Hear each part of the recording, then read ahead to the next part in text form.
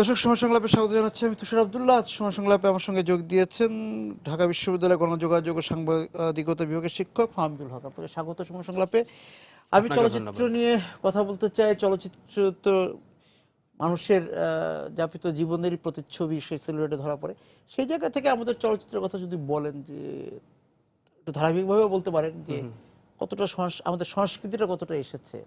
যেকোনো একটা শিল্প মাধ্যমই তো আসলে সমাজ এবং সংস্কৃতিকে ধারণ করার চেষ্টা করে। তো চলচ্চিত্রের ক্ষেত্রে যেটা হয়েছে এর একটা শিল্পের শুধু না, এটার বাণিজ্যিক বা দিক তো আছে। বিনোদনধর্মী একটা দিক থাকার কারণেই এটা হয়তো আমরা অনেক ক্ষেত্রেই দেখি যে সমাজ এবং সংস্কৃতি থেকে খানিকটা দূরের একটা কল্পিত বা একটা ফ্যান্টাসি। ফ্যান্টাসি বা ড্রিম ফ্যাক্টরির মধ্যে যেন যে প্রোডাকশনগুলো হয় সেগুলো দেখি যে একটু দূরে সরে যায়। তবে দর্শক আবার সেগুলো এনজয়ও করেন। আমরা তো ছোটবেলায় ফেরি টেল শুনে অভ্যস্ত। সেটা তো অনেকখানি মানে প্রায় পুরোটাই ফ্যান্টাসি।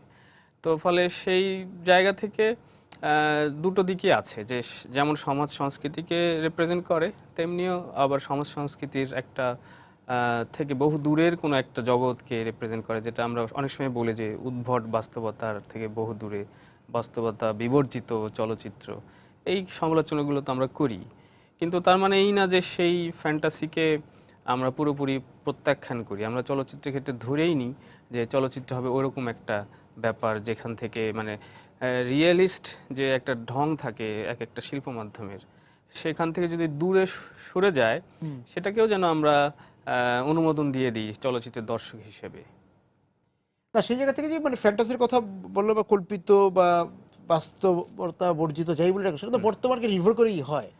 হ্যাঁ, তা হয়। মানে মানে কিছু কিছু মানে সেটিং বলেন, পাত্রপাত্রীর চেহারা বলেন, কিংবা মানে আমাদের বা বেড়ে গল্পটা। হ্যাঁ, গল্পটা বেড়ে ওঠা এবং এটার এই গল্প বলার মধ্যেই আসলে আমাদের অভিজ্ঞতার নানা ছাপ থেকে যায়। এটা তো থাকেই। সেই হিসেবে বাংলাদেশের চলচ্চিত্রকে একইভাবে বলা যায় যে তারা কখনো কখনো সেই চলচ্চিত্রগুলো সমাজ বাস্তবতাকে তুলে ধরতে পেরেছে, কখনো কখনো এটা থেকে বহু দূরে অনেক কিছুই নির্মিত হয়েছে। যেমন ধরেন যে মানে একটা ৮০-র দশকে একটা, সেটারও নিশ্চয়ই কোনো একটা প্রেক্ষাপট আছে। আমরা দেখেছি যে সব চলচ্চিত্রগুলো বেশিরভাগই যেন আরব দেশে চলে গেছে। হ্যাঁ, পরিস্থান, উড়ে আরব, এই হ্যাঁ, এই উড়ে ধরনের আরব, ছবিগুলো। বুলবুলে বাগদাদ, হ্যাঁ, আপনি দেখেন বুলবুলে বাগদাদ, বাগদাদ, আরব এগুলোর হুম, ভিতরেই চলচ্চিত্র কাহিনী ঘুরপাক লাইলি খেত। মজনু। সেগুলোকে ব্যাখ্যা করা সম্ভব। কেন এরকম হয়েছে বা আগে কেন হয়নি বা পরে কেন হয়েছে, সে ব্যাখ্যাগুলোও করা সম্ভব। মানে তখনকার মানে মানে এটা কেন করেছে, তখনকার আমাদের সংস্কৃতি কি স্থবির ছিল, যে যে কারণে এই সংস্কৃতির বিষয়গুলোকে হুম। না তুলে ধরে আরব্য রজনীর কথা বলা হয়েছে বা হ্যাঁ, মানুষকে জানানো সেটার হয়েছে। যেরকম এরকম একটা ব্যাখ্যা আমি যেটা দিয়ে থাকি যে ওই সময়ের সামাজিক রাজনৈতিক পরিবেশটাকেও আপনাকে দেখতে হবে যে ধরুন যে ৭৫ পরবর্তী যে যে সময়কাল। সময়কাল, সেই সময়কালে আমাদের সমাজ বাস্তবতা থেকে দূরে বা ধরেন যে মানে পরের রুলার যারা, শাসক যারা, হুম। তারা এক ধরনের ইসলামাইজেশনের চেষ্টা করেছেন সমাজের সংস্কৃতিতে। সেটা ডেলিবারেটলি হয়তো করেছেন। ফলে আমাদের আমাদের মুসলমান বৃহত্তর জনগোষ্ঠীর মানে ফোকাস যেন আমাদের যে মানে মুসলমানিত্বের যে সোর্স অর্থাৎ আরব দেশগুলো, সেখানে গিয়ে দৃশ্যটা পড়ে। নিবদ্ধ হয়েছে। ফলে ওই ধরনের চলচ্চিত্রের সংখ্যাও আমার ধারণা এভাবে ব্যাখ্যা করা যেতে পারে যে বেড়েছে ওই সময়টায়, যেটা আবার পরবর্তী গণতান্ত্রিক সময়ে আমরা দেখিনি। তারপর আমরা কালজয়ী অনেক উপন্যাস নিয়েও চলচ্চিত্র হয়েছে। হ্যাঁ, যেমন সূর্য দীঘল বাড়ি চলচ্চিত্রটি আবু ইসাকের সাকির। চলচ্চিত্র উপন্যাস থেকে নির্মিত হয়েছে। এটা একটা অত্যন্ত ভালো উদাহরণ। আবার শরৎচন্দ্রের কাছ থেকে নেওয়া হয়েছে। শরৎচন্দ্রের চলচ্চিত্র নির্ভর অনেকগুলো চন্দ্রনাথ হয়েছে, শুভদা। শুভদা হয়েছে। সৎ ভাই। আবার আবার ধরুন যে ৬০-এর দশকে আমরা হুমায়ুন কবিরের নদী ও নারী উপন্যাসের ভিত্তিক চলচ্চিত্র চলচ্চিত্র দেখতে হয়েছে, পাই। সাদেক খানের নদী ও নারী। এইভাবে আমরা দেখি, যদিও জহির রায়হান নিজে উপন্যাসিক ছিলেন বা গল্পকার ছিলেন, কিন্তু তার চলচ্চিত্রগুলো গল্প আবার ঠিক তার উপন্যাস গল্পের অ্যাডাপ্টেশন না, মানে উনি চলচ্চিত্রের জন্য সরাসরি স্ক্রিপ্ট লিখেছেন। এইভাবে আমরা বিভিন্নভাবেই দেখি যে হুমায়ুন আহমেদের যেমন আধুনিক সময়ে গত ২ দশকে হুমায়ুন আহমেদের কাহিনী নির্ভর বেশ চলচ্চিত্র নির্মিত হয়েছে। সেটা তিনি নিজেও যেমন করেছেন, অন্যান্য পরিচালকরা মোরশেদুল ইসলাম বা আরো অনেকেই হুমায়ুন আহমেদের কাহিনী নির্ভর চলচ্চিত্র নির্মাণ করেছেন। ফলে সাহিত্য নির্ভর আসলে সারা পৃথিবীতেই দেখা যাচ্ছে যে যেমন অস্কারের একটা হিসাব আছে যে হুম। সব অস্কারগুলোকে আমরা যদি একসঙ্গে সামনে রাখি তাহলে দেখব যে তার দুই তৃতীয়াংশ চলচ্চিত্র আসলে সাহিত্য নির্ভর। তার মানে একটা সিরিয়াস বা ভালো চলচ্চিত্র হতে গেলে সেটার সাহিত্য নির্ভরতা হতে হয় আর কি। তা সেক্ষেত্রে সাধারণ মানুষের যে আমাদের জীবন, আমাদের কৃষকের প্রান্তিক প্রান্তিক মানুষ কতটা উঠে এসেছে, আমাদের প্রান্তিক শ্রমিক কৃষক তারা কতটা উঠে এসেছে, তারা কতটা জায়গা পেয়েছে সেলুলয়েডে? সেলুলয়েডে আপনি কি বৈশ্বিক প্রেক্ষাপটে বলছেন না না না, বাংলাদেশ? আমাদের বাংলাদেশের বাংলাদেশ প্রেক্ষাপটে যদি প্রেক্ষাপটে বলি। আমরা যদি বলি যে সব সময় ঠিকঠাক মতো উঠে এসেছে সেটা বলা যাবে না। আবার ধরেন যে একটা দিক আছে, মানে আইরনি হলো আমাদের দেশে যারা একটু সিরিয়াস ছবি করার চেষ্টা করেন তারা প্রায় সবাই অনেকে হয়তো মানে গ্রামে জন্ম হয়েছে, শহরে এসে মানে তার বেড়ে ওঠাটা শহরে, কিন্তু দেখা যাচ্ছে তিনি চলচ্চিত্র নির্মাণ করছেন গ্রাম নির্ভর। এমনকি সত্যজিৎ রায় তিনি গ্রামে জন্মও নেননি এবং মানে বেড়েও ওঠেন না, কিন্তু তার প্রথম চলচ্চিত্র বা তার পরেরও কয়েকটি চলচ্চিত্র গ্রাম নির্ভরই পটভূমি হয়েছে। গ্রাম। ফলে আমাদের আরবানাইজেশন তো নতুন একটা প্রপঞ্চ, ফলে আমাদের গ্রামটাই বাংলাদেশ ছিল। ফলে গ্রামের বিষয়ে চলচ্চিত্র নির্মিত হয়েছে, কিন্তু যেটা হয় যে অনেক ক্ষেত্রে চলচ্চিত্রকারদের গ্রামের সঙ্গে সম্পর্কটা একরকম বিচ্ছিন্ন হয়ে পড়ায় অনেক সময় আমরা এক ধরনের দূর থেকে দেখা আরোপিত দৃষ্টিভঙ্গি আমরা চলচ্চিত্রগুলোতে দেখি। অন্তত গ্রামের সঙ্গে ঘনিষ্ঠ যোগাযোগ বা মানে এরকম থাকলে মানে নির্মাণগুলো অনেক ক্ষেত্রে মানে যথাযথ হতে পারে। আবার সেই দূরত্বটা থাকলে আবার দেখা যাচ্ছে যে অনেক সময় প্রান্তিক গ্রামীণ মানুষ ততটা ঠিকঠাক মতো উঠে আসছে না। এক ধরনের মানে দূর থেকে দেখা একটা শহুরে দৃষ্টিভঙ্গি যেন আমরা ওই এবং গ্রামের মানুষের মধ্য এবং দিয়ে আমরা দেখতে ছবিতে যে পাচ্ছি। অনুষঙ্গগুলো যোগ হয়েছে হুম। সেগুলো আসলে কতটা আমাদের সংস্কৃতির সঙ্গে সম্পৃক্ত বা সংস্কৃতির অংশ, সেই বিষয়টা জানবো। কতটা আমাদের সংস্কৃতির প্রতিনিধিত্ব করে বা সংস্কৃতি থেকে এসেছে? এটা যদি আপনি ক্রিটিক্যালি দেখেন তাহলে বলা যাবে না যে সবসময় আমরা আমাদের সত্যিকারের সংস্কৃতিকে তুলে ধরতে পেরেছি।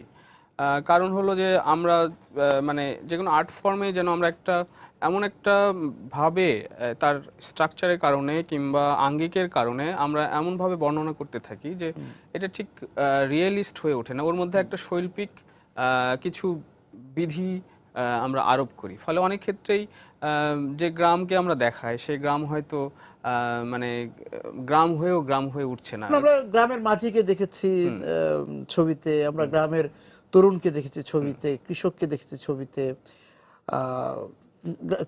তারপর হচ্ছে শহরের আমরা যদি বলি যে ফেরিওয়ালাকে দেখেছি, হুম, রিক্সাওয়ালাকে দেখেছি, ঠেলাগাড়িওয়ালাকে হুম, দেখেছি, বাস শ্রমিককে দেখেছি, বাস ড্রাইভার, ট্রাক ড্রাইভার, এই চরিত্রগুলো তো এসছে হুম। চলচ্চিত্রে। হ্যাঁ, এসছে, কিন্তু ধরেন যে আপনি দেখবেন যে অনেক ক্ষেত্রেই তার পোশাকের ক্ষেত্রে ঠিক রিয়েলিটিতে যেমন যেমন মানে করে ঠেলাগাড়ি চালাচ্ছে ফুল প্যান্ট হ্যাঁ, পরে। হ্যাঁ, এরকম আমরা দেখি অনেক ক্ষেত্রে। আমার আরেকটা দিক মনে হয় কি যে আমরা মানে ওই যে বললাম যে সিরিয়াস চলচ্চিত্র যারাই নির্মাণ করতে চেয়েছেন তারাই গ্রামকে বিষয় হিসেবে বেছে নিয়েছেন। কিন্তু আমার মনে হয় এখন শহর ভিত্তিক ছবিও আসলে হওয়া দরকার। নট দ্যাট যে মানে শুধু গ্রাম নির্ভর হবে না, হ্যাঁ, এবং নগরে তো জীবন আপনি আছে। যে প্রান্তিক সংস্কৃতির কথা বলছেন, সেই প্রান্তিক সংস্কৃতি কিন্তু শহরেও এক প্রান্তিক জনগোষ্ঠী আছে এবং তাদের সংখ্যাও জি। বিশাল। যেমন ধরেন যে আপনি ৭০ দশক থেকে আমরা দেখি যে কলকাতা শহরকে নির্ভর করে মৃণাল সেন কিংবা সত্যজিৎ রায় মানে আরবানিটি যেটা কলকাতার হুম। মধ্যবিত্তের যে জীবন সেটা তুলে ধরছেন। কিন্তু আমাদের ঢাকার আমাদের এখানে বয়স কিন্তু ফাহিম ভাই বস্তি জীবন নিয়ে হয়েছে, হুম, ফুটপাতে যারা থাকে তাদের নিয়ে হয়েছে, হুম, আমার ঢাকার শ্রমিকদেরকে নিয়ে হচ্ছে, ঢাকায় এক বেকার যুবক চাকরির জন্য হুম, ঘুরছে, হুম। তারপর হচ্ছে বিত্তশালীর বাড়িতে সে আচ্ছা, ড্রাইভার সেটা আমি এসছে। যে জায়গাটায় ফোকাস করতে জি। চাচ্ছি সেটা হলো যে আমরা আসলে আমাদের চলচ্চিত্রগুলোতে আমাদের ঢাকা আর মানুষকে যতটা দেখি, ঢাকা শহরকে আমরা ততটা যেভাবে দেখি না। আচ্ছা, আমি বলছি যে কলকাতা অ্যাজ এ সিটি, আমি আচ্ছা চলচ্চিত্রের নগরকে দেখা। নগরকে, হ্যাঁ, এবং এটা যে স্পেস, হুম, মানুষ, এই যে বিল্ডিং, তারপরে এখানকার জীবন প্রবাহ হুম, সবটা মিলে যে একটা সিটি হুম, স্পেস, হুম, হুম। সেটাকে আমাদের চলচ্চিত্রকাররা খুব বেশি তুলে ধরতে পারেনি। যেমন ধরেন যে আমি সাম্প্রতিক একটা ভারতীয় ছবির কথা বলতে পারি, কাহানি। এই কাহিনী চলচ্চিত্রটি একজন বাঙালি ফিল্ম মেকার কিন্তু বোম্বেতে করেছেন। তৈরি সেখানে করেছেন, আমরা হ্যাঁ। দেখছি যে কলকাতাকে তিনি রীতিমতো ব্র্যান্ডিং করছেন। তার যে পূজা, তার যে স্ট্রিট ফুড, তার যে সংস্কৃতির বিভিন্ন অংশ, সেগুলোকে মানে এটাকে বলে নন ডাইজেটিক কম্পোনেন্ট, মানে হলো যে কাহিনীতে খুব গুরুত্ব নাই জিনিসগুলোর, কিন্তু ছোট ছোট একটা এলিমেন্ট হিসেবে উনি কলকাতাকে ইনসার্ট মানে করে কলকাতার দিচ্ছেন। একটা বিজ্ঞাপন, হ্যাঁ, কাইন্ড অফ, মানে কলকাতার ব্র্যান্ডিং হচ্ছে যেন ব্র্যান্ডিং, এই হ্যাঁ। চলচ্চিত্রের মধ্যে দিয়ে। কিন্তু সেই হিসেবে আমাদের ঢাকা শহর অনেক পুরনো, যদিও এর আরবানিটি রিয়েলি শুরু হয়েছে দেশ বিভাগের পর থেকে, কিন্তু আমাদের এই সিটি, ঢাকা সিটিকে আসলে আমরা চলচ্চিত্রে কতটা তুলে ধরতে পেরেছি, তুলে ধরতে আমি বলবো যে একেবারেই ব্যর্থ পারিনি। হয়েছি, মানে তুলে ধরতে পারিনি। পুরো দিককে আনতে পারিনি। আমরা এমনকি সঙ্গীতে, এমনকি কবিতায় কখনো কখনো শামসুর রহমানের কবিতায় ঢাকাকে পাওয়া যায়, কিন্তু অনেক অন্যান্য মাধ্যমে আমরা আসলে এই যে সিটি, এত মানুষ এখানে বাস করে, এটা এই দ্রুত এক্সপ্যানশন এবং এটার একটা সংস্কৃতির বা এটার একটা জীবনযাপনের একটা চেহারা নিশ্চয়ের মধ্যে দাঁড়িয়েছে, কিন্তু বদলে একজন বদলে যাচ্ছে। বদলে বদলে যাচ্ছে, এবং সেই বদলের সঙ্গে সঙ্গে একজন মেধাবী শিল্পীর আসলে দায়িত্ব হলো যে সেগুলো সবই পোট্রে করে রাখা তার শিল্পকর্মের মধ্যে। কিন্তু সেই জায়গায় মনে হয় আমরা অনেকখানি ব্যর্থ হয়েছি। আপনি যে প্রান্তিক সাধারণ মানুষের কথা বলছিলেন, আমি বলছি যে গ্রামে গ্রামে যেমন প্রান্তিক সাধারণ কৃষক আছে, শহরেও আছে। শহরে এই সংখ্যাটা যথেষ্ট বেশি, এবং দিনে দিনে শুধু ঢাকা তো না, চট্টগ্রাম থেকে শুরু করে অনেক আমাদের যে নগরায়ন হয়েছে, নগরায়ন নগরগুলোতে এটা এখন দ্রুত হারে বাড়ছে। ফলে এটাকে ধারণ শহরের করার, মানুষের সংখ্যা তো বাড়ছে। হ্যাঁ নিশ্চয়ই, এবং এটাকে ধারণ করার মতো চলচ্চিত্র বা অন্যান্য শিল্প মাধ্যমে আমাদের মনে হয় যে এই শিল্পীদের সংকটটা আগ্রহী কেন? হতে মানে হবে। আমরা হুম? যারা ছবি বানাচ্ছেন, হ্যাঁ, কাহিনীকার বা যিনি পরিচালক, তিনি তারা এদিকে নজর দিচ্ছেন না কেন বা দেননি কেন? আপনার আসলে আমার বিশ্লেষণ মনে কি? হয় যে মানে এটা শিল্পীদের বা নির্মাতাদের বা কাহিনীকারদের মানে চোখের সামনে দিয়ে ব্যাপারগুলো ঘটছে, কিন্তু তারা ছবির বিষয়বস্তু কেমন হবে এই বিষয়ে একটা পুরনো ফ্রেমওয়ার্কের মধ্যে ঘুরপাক খাচ্ছেন। ফলে যে নতুন রিয়েলিটি, যেমন ধরেন যে মানে একটা ফর্মুলাতেই আছে।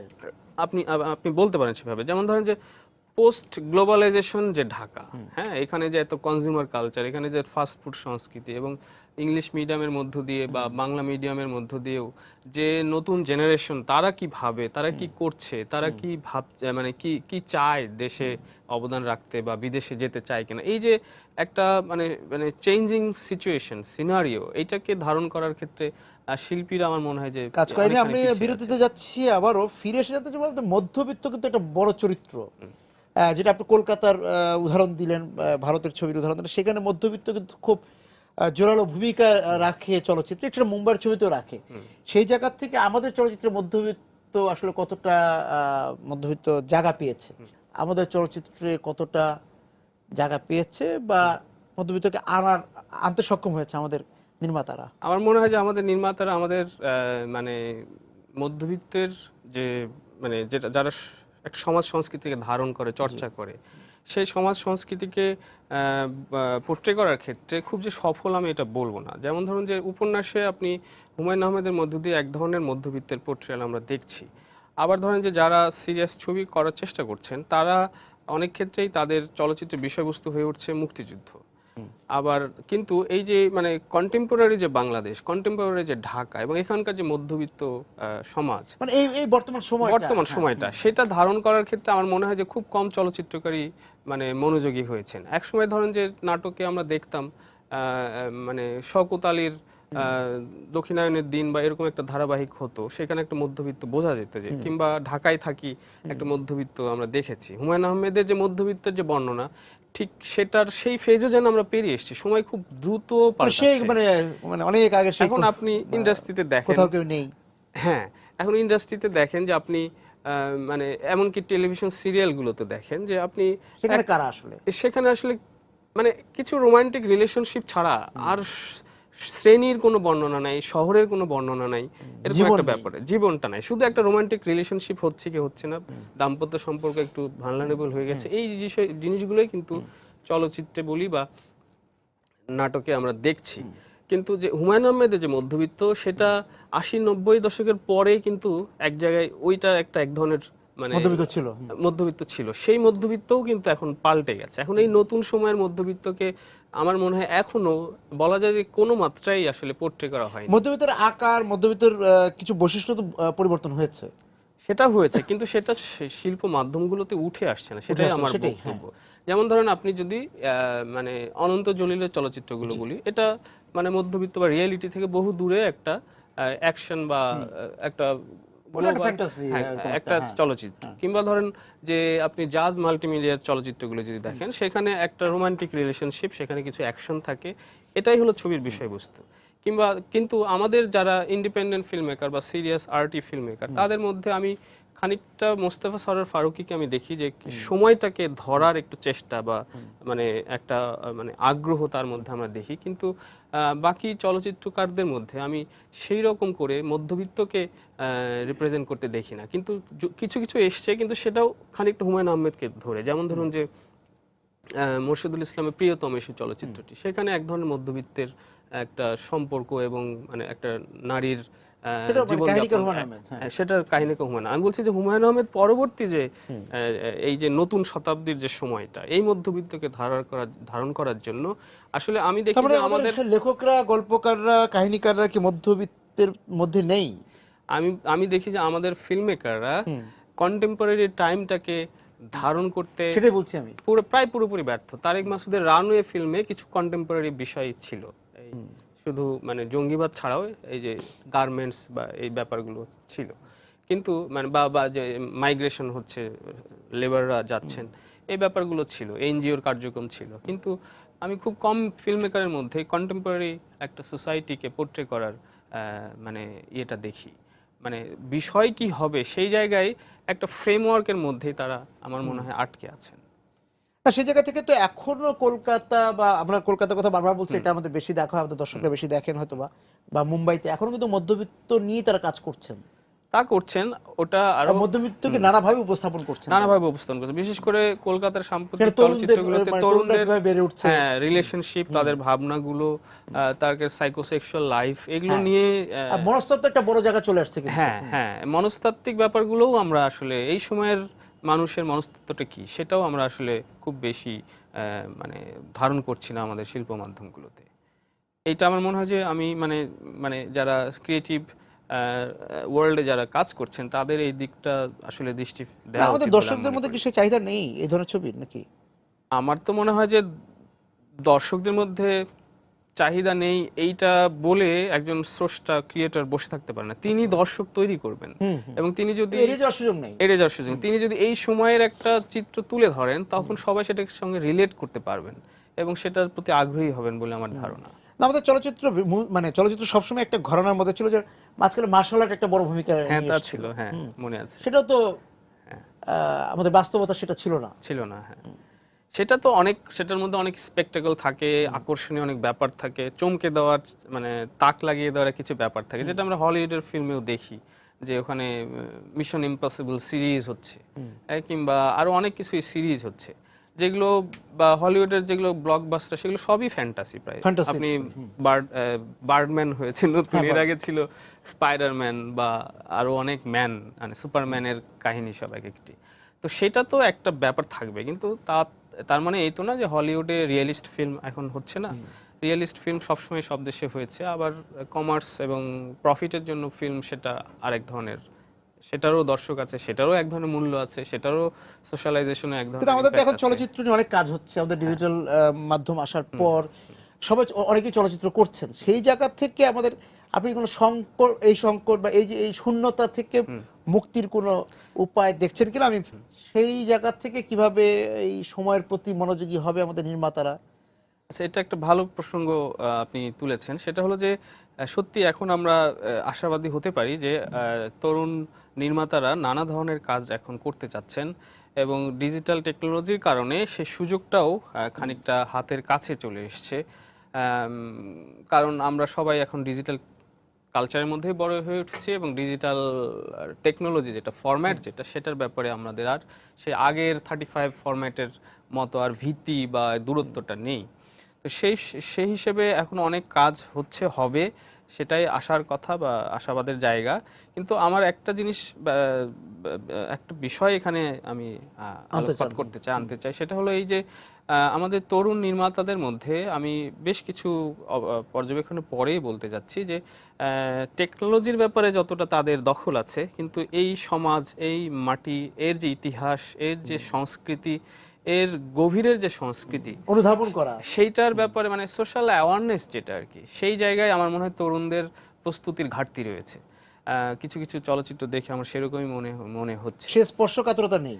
হ্যাঁ, সেই যে সংবেদনশীল ভাবে জিনিসটাকে পোট্রে করা এবং আশপাশের সমাজে ঘটে যাওয়া যে জীবনযাপন সেটাকে তুলে ধরতে পারার যে গভীর অন্তর্দৃষ্টি, সেই জায়গায় আমার মনে হয় প্রস্তুতিজনিত ঘাটতি আমাদের তারা থেকে এই যে যাচ্ছে। আমাদের যারা নির্মাতা যারা তারা কি আমাদের সমাজের দিকে ওইভাবে খুব একটা তাকান না? না, তারা তাকাতে আগ্রহী, কিন্তু আমার মনে হয় কি যে মানে ভিতরের থেকেও পরবাসী অবস্থা। যে আমার মনে হয় যে তরুণদের সে ক্ষমতা আছে, কিন্তু সেই সেই যে দীর্ঘ একটা রাস্তায় পাড়ি দেওয়ার যে সংস্কৃতি, সেটাই আমাদের দেশে কিছুটা অনুপস্থিত। এখন আমরা সবাই একটা অর্থনৈতিক কর্মকাণ্ড হচ্ছে বলে সবাই যেমন দ্রুত বড়লোক হতে চায়, তেমনি আবার একটা নতুন স্বাধীন দেশ এই জায়গায় যেমন মানে এস্টাবলিশড হওয়া খানিকটা সহজ। ফলে মানুষ শর্টকাট মেথডেই সবকিছু করতে যাচ্ছে। ফলে আমার হাতে একটা ক্যামেরা আছে, আমি একটা কোর্স করলাম এবং আমি ফিল্ম মেকার হিসেবে হয়ে গেলাম। ব্যাপারটা তো সেরকম না। ফিল্মে আমি কি দিচ্ছি, মানে টেকনোলজিটা তো আয়ত্ত আসলো, কিন্তু গল্প কি বলছে? গল্পটা আমি কি বলছি, কি বলতে চাচ্ছি এবং কাদের জন্য বলছি, সবচেয়ে বড় কথা হচ্ছে আমি আসলে বলতে চাই কিনা কিছু। হ্যাঁ সেটাও তো বড় কথা। যে জাস্ট একটা কিছু সেট ফর্মুলার মতো করে ওখানে আমি একটু গ্লস দিলাম, একটু ক্যামেরার কারিশমা দেখালাম, সেটাই চলচ্চিত্র মানে নয় আসলে। প্রযুক্তির অনেক ব্যবহার করলাম। হ্যাঁ, সেটাই কিন্তু চলচ্চিত্র নয়। কিন্তু আমাদের আগের যারা চলচ্চিত্র তৈরি করেছেন, যাদের নিয়ে আমরা কথা বলছিলাম, তারা কিন্তু প্রযুক্তির অনেক স্বল্পতার পরেও অনেক ভালো ছবি আমাদেরকে হ্যাঁ, অনেক দিয়েছেন। ভালো ছবি আমরা পেয়েছি। ফলে আমার মনে হয় যে দুটোই পাশাপাশি হওয়া দরকার, যে প্রযুক্তিটাকেও যেমন আয়ত্তে আনতে হবে, তেমনি সমাজ, সংস্কৃতি, রাজনীতি এই ব্যাপারগুলোকেও আসলে বোঝার। এবং রাষ্ট্র এই ক্ষেত্রে কতটা পৃষ্ঠপোষকতা করছে, যে আহ, সময়কে নিয়ে, বর্তমানকে নিয়ে ছবি তোলার ক্ষেত্রে রাষ্ট্র তো এক ধরনের পৃষ্ঠপোষকতা থাকে, রাষ্ট্রের প্রণোদনা থাকে। পৃষ্ঠপোষকতা তো প্রণোদনা তো থাকে, সেটা আমি বলবো যে আগের যে কোনো সময়ের চাইতে এখন সেই প্রণোদনার দেবার যে রাষ্ট্রীয় উদ্যোগ, সেটা অনেকটা ভালো। আমি বলবো যে অনেকগুলো স্টেপস গভর্নমেন্ট নিয়েছে, চলচ্চিত্রকে শিল্প হিসেবে ঘোষণা করেছে, কর মওকুফ করেছে টিকেটে, তারপরে আপনার যেটা গুরুত্বপূর্ণ সেটা হলো যে অনুদান প্রথা, এবং তার টাকার পরিমাণ একটু বেড়েছে, অনুদানের সংখ্যা বেড়েছে। এই ব্যাপারগুলো কিন্তু হচ্ছে, মানে মানে রাষ্ট্রীয় সাড়া এখন আগের চাইতে ভালো। আর কিন্তু এমনি এমনি বেসরকারি বিনিয়োগ, বেসরকারি বিনিয়োগেও অনেক ক্ষেত্রে কেউ কেউ এগিয়ে আসছে, কিন্তু আরো কেউ কেউ অপেক্ষা করছে যে একটু অবস্থাটা ভালো হোক, মানে বিজনেসটা দাঁড়াক, তাহলে আমি মানে সেফ একটা ইনভেস্টমেন্ট করব। কিন্তু আমার মনে হয় যদি কোনোভাবে কোনো 2-3 বছর ধরে অনেকগুলো ভালো ছবি বিজনেস করতে পারে, তাহলে আমার মনে হয় খুব দ্রুতই এই চলচ্চিত্রের প্রেক্ষাপটটা পরিবর্তিত হতে পারে। সেক্ষেত্রে সব সব পক্ষেরই আসলে ভূমিকা একই সঙ্গে ক্লিক করতে হবে। যেমন নির্মাতাদের, তার আগে নির্মাতার ভূমিকাটা বড় বিষয়, যে নির্মাতা আসলে তার গল্পটা কিভাবে তৈরি করছে। হ্যাঁ, চলচ্চিত্র আমরা কি বলতে চাই, কি গল্প শোনাতে চাই, সেটা সবচেয়ে বড় ইম্পর্টেন্ট। তারপরে আসবে আমি কোন ক্যামেরা দিয়ে দেখাবো, কোন সিনেমা হলে কোন প্রযুক্তি ব্যবহার করে এটা প্রক্ষেপণ করব। তার আগে আসলে দরকার যে মানে ইন্টেলেকচুয়াল প্রপার্টি যেটা, সেটাই নারিশমেন্ট হওয়া দরকার সবচেয়ে বেশি আগে। এবং আমরা দেখেছি, আপনি আরো ভালো বলতে পারবেন, যে অনেক নির্মাতা কিন্তু ঠিকই করে নেয় যে আমি শুধু তাদের কথাই বলবো। হ্যাঁ, এরকম নির্মাতা তো আছেন আমাদের, হ্যাঁ, যে হ্যাঁ, আমি এই এই বিষয় নিয়ে কাজ করব, বা এই সমাজের এই শ্রেণী নিয়ে শুধু কাজ করব। হ্যাঁ, সেটা তো হতেই হ্যাঁ, পারে। সেই রকম আমাদের এখানে মানে ওইভাবে খুব একটা তৈরি হয়নি। সেটা সেটা আসলে আমাদের মনে হয় যে কতগুলো জায়গায় আশাবাদের দিক আমি দেখি, আবার কতগুলো জায়গায় একটু হতাশা আমাকে পিছিয়ে, মানে আমার ভাবনাটাকে পিছিয়ে দেয়। যেমন ধরেন যে তরুণ নির্মাতারা আগে সবাই একসময় তরুণরা কবি হতে চাইতো, হ্যাঁ, কবি হতে চেত, চাইতেন, হ্যাঁ, এখন তরুণরা ফিল্ম মেকার হতে চান। এটা একটা বিরাট আশাবাদের এটা একটা জায়গা। ইতিবাচক বিষয়। হ্যাঁ, কিন্তু পাশাপাশি তরুণদের যে প্রস্তুতিটা দরকার, যেটা কথা আমি একটু আগে বললাম, সেই প্রস্তুতিটা আমি আহ্বান করব তরুণদের, যে একটা চলচ্চিত্র কেবলই চলচ্চিত্র, মানে একটা ক্যামেরা দিয়ে কিছু ধারণ করা না, বা 2 ঘন্টার একটা গল্প না। এই গল্প আমি কত গভীরে যাচ্ছি সমাজের, কত স্ট্রংলি বলতে পারছি, এবং কত আকৃষ্টভাবে উপস্থাপন করতে পারছি দর্শকের জন্য, সেই এবং দিকটা। ছবির মাধ্যমে আমি কথা বলতে শিখেছি কিনা। হ্যাঁ, তা তো বটে। চলচ্চিত্র নিজস্ব একটা মানে ভাষা শুধু আছে। মানে টেকনোলজি ক্যামেরা অপারেশন হলে হবে না। মানে এই ক্যামেরা দিয়ে আমি আসলে ওই ওই ঘটনাকে কিভাবে চিত্রের মধ্যে, শব্দের মধ্যে উপস্থাপন করব, সেটারও কিছু বেসিক ল্যাঙ্গুয়েজ আছে। সেই ল্যাঙ্গুয়েজগুলো বিভিন্ন গ্রেট ফিল্ম মেকার তারা পুরনো ল্যাঙ্গুয়েজ অনুসরণ করেছেন, নতুন ল্যাঙ্গুয়েজ সৃষ্টিও করেছেন। এবং এইভাবেই চলচ্চিত্রের ভাষা তৈরি হয়েছে এবং সামনের দিকে ব্যাপারটা এগিয়েছে। আমাদের তরুণ নির্মাতাদের তাদের উপরে আমার আস্থা বেশি, এবং তারা সেই জায়গায় বাংলাদেশের চলচ্চিত্রকে এবং অবদান সেই রাখবেন। জায়গাতেই বলা যায় তাদের যে সময়টা তাদের সামনে দিয়ে যাচ্ছে বা যে সময়তে তারা আছেন নিজে, সেই সময়টার দিকে তাকানো, যে হ্যাঁ, এই সময়কে হ্যাঁ। তিনি যে মাধ্যমে কাজ করছেন, হুম, সেটা চলচ্চিত্র বা ক্যামেরার যে মাধ্যমে কাজ করছেন, সেখানে তুলে আনা। ঠিকই বলেছেন। ফজল, আপনাকে অনেক ধন্যবাদ আজকে আপনাকেও ধন্যবাদ। চলচ্চিত্র নিয়ে আমাদের সঙ্গে এই আলোচনা যোগ দেওয়ার জন্য। দর্শক যারা ছিলেন আজকে সময় সংলাপে আমাদের সঙ্গে এই আলোচনায়, আপনাদেরকে ধন্যবাদ জানিয়ে শেষ করছি সময় সংলাপ। দেখা হবে আগামী দিন। সবাই সুন্দর থাকুন, নিরাপদে থাকুন।